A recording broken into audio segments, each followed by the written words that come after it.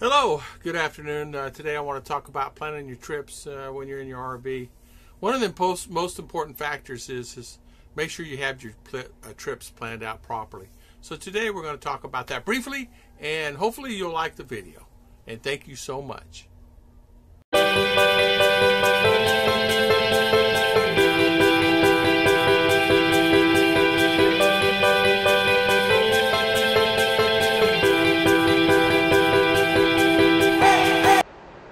You know, it's like anything else. I think we all need to plan things for when we do things. I mean, you know, it's like planning to buy a car, planning to buy your RV, planning to do RVing full time.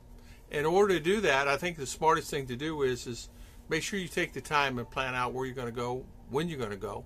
If you plan on living in an RV full time, I think you really need to think about, okay, what's going to be the pitfalls? What's going to be the cons? Where I live, do I need to move to another state? What states are better for me to live in an RV? What factors is really going to make a decision on where I can live?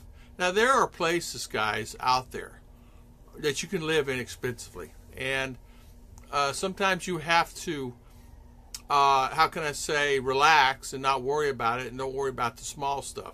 We all tend to worry about the simplest things, and what I mean by that is if you don't have electric that minute, if your generator works or get your generator that works, you can have a generator. No big deal. If it's hot in your RV and you can't, turn on the air con, you might need to look at getting a portable generator or a portable air conditioner.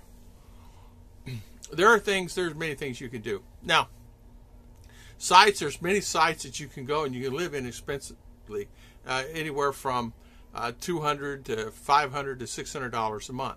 Some places out in Arizona, there are some sites out in Arizona that, like down towards Tucson, that are really inexpensive. You can pay like, $1,200 to $1,500 a year and stay at these campsites. So you really have to think about where you're going to go, where you're going to live. Now, if you're in Detroit or if you're in, say, San Diego, California, or you're in California planning on doing RV travels, what is the best way for you to handle that? How can you get out of that environment, but you have a job there? That is locally. You have to figure that out on where can I go. A lot of times, a lot of guys, what they do is they look at BLM land, or they work out a deal with someone that has land and say, hey, can I leave my RV here? They figure out the restroom situation. They figure out the shower situation.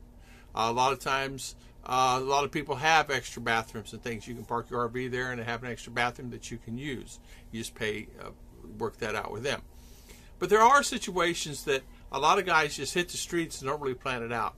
Even if you plan it out, you're still going to have circumstances it's going to be hard on you that you're not going to be able to get to point B at its exact time. Or there's an accident on the road and you're 12 hours sitting in traffic.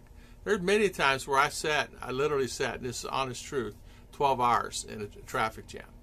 I was in the middle of I-4 heading towards Disney, and there was a traffic accident.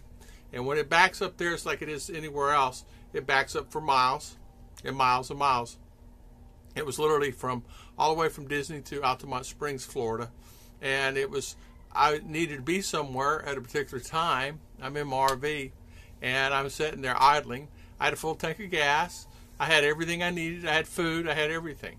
So where I'm parked there, I literally said, okay, what do I do? I had the air con on. We're all buttoned up. I'm buttoned up in there. And so I said, well, the cars aren't even moving. We're stuck. Most people outside the cars. So I said, okay, I'll just make me something to eat. So I went in the back, made me something to eat, kept an eye on the traffic, make sure nobody's moving along. A couple people knocked on my door and says, hey, we're here for a while, it's like. And I said, yeah. I said, well, come on in. I didn't know these people, but they were family, carrying a baby. So come on in. He says, well, we don't have aircon in our car. So come in.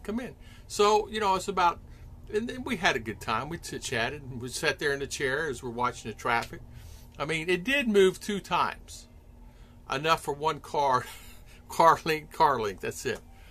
And come to find out it was a multi-accident with tractor-trailer flip, and then another tractor-trailer hit, and it ended up being accident of like 30 cars, and you can't just snap your fingers and that's be done.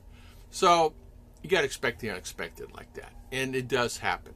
And so I just took it in stride. I called the park and say, hey, I'm stuck on I-4. I won't be able to get there till, deadline was 7, I think, and it won't be until 10 or whatever it was, or 11. So don't worry about it. Just pull it in. You see an open spot, just park it. Plug in. I'll make sure that these slots are open for electricity and turned on, unlocked, because they lock them, and then unlock and flip the switch. So it worked out really well for me. So planning and circumstances didn't work, and I already had another plan in my mind. That's the worst case. If they won't accept me, I'll just pull off at the rest area, or I'll pull off and go to a Cracker Barrel, which is one right there in Lakeland. I'll pull off, go here, and I already had plan A, B, C, D, E. And knowing the area helps, knowing the area. But you don't always know the area, and you don't necessarily know everything that's going on in that area. So if you're traveling, you don't know what's going on. You don't know what's down the road. You're assuming it says on the GoPro you have that, you can do this, this, this. But it's not always. The Cracker Barrel went out of business 3 years. But it's about planning, taking your time. I learned early on I would get upset. I would anxiety. I would make myself just like, oh man, let's go. And then I realized, what in the world am I worrying about? I live in a house, and it's not that complicated. If they tell you to move, you move it. You just obey the laws, and do what is right. So today I want to talk about that. I had a couple of guys. How do you keep the anxiety down? It's almost impossible. You just really have to just take your time and just necessarily train yourself. I'll worry about it when it happens.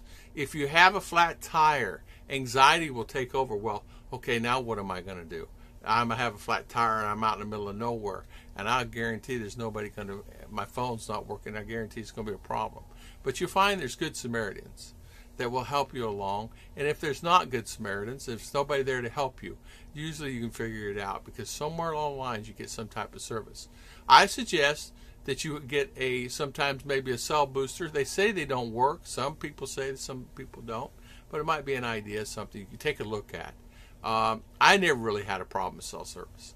And I traveled all over the place. I just used a particular one carrier, Straight Talk, and I used it for internet and everything, and paid my $50 a month and went on and had unlimited. So it worked out fine for me at that time.